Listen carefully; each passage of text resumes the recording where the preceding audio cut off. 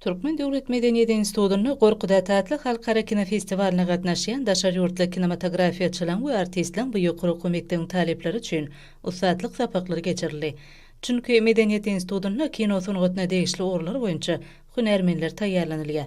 Daşary ýurtlaryň tejribeli ustat kinematografiýaçylary hem-de artistleri insanlaryň duýgu dünýäsine, pikir düşünjesine düýpli täsir edip bilýän kino sunugatynyň aýratynlyklary, şoltana döwri we tehnolog ösüşleriň ýüze çykmagy bilen baglykda döreýän giň we uly mümkinçilikler, şol mümkinçiliklerden ýerlikli we dörejilikli peýdalanmaklaryň täze kino eserlerini halka ýetirmäge ýardam berýän ýeňillikleri barada gurrun berdiler. Şeýle hem belenilşi ýaly Aşgabatda geçirilýän kino festival Türkmenistanyň jemgyýetçilik medeni durmuşyna ähmiýetli waka urulyp, milli ruhy gymmatlyklaryň parahatçylyk, hoşniýetlilik, dörejilik ýörelgeleriniň dowam etdirilýäniniň aýdyn beýanlary.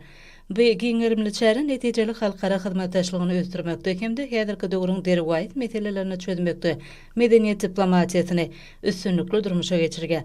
Ol garaşdy we tarap Türkmenistanyň uly parahatçylyk, dörejilik wezipesini ýene-de bir gezek tasdiqlaýar. Doşun dowamyny institutyň talepleri, kino sunugatynyň halklary özara ýakynlaşdyrmakda hyzmaty, çeper we dokumental filmleri döretmegiň aýratynlyklary, halk köpçüligine getirilenden soň kino filmleriň täsiriniň öwrenilşi baradaky özlerini gyzyklandyrýan şular ýaly ençeme beýlik sowallary bilen ýüzlenler hem-de daşary ýurtly ustat kinematografiýaçylardan kanagatlanarly jogaplar aldylar.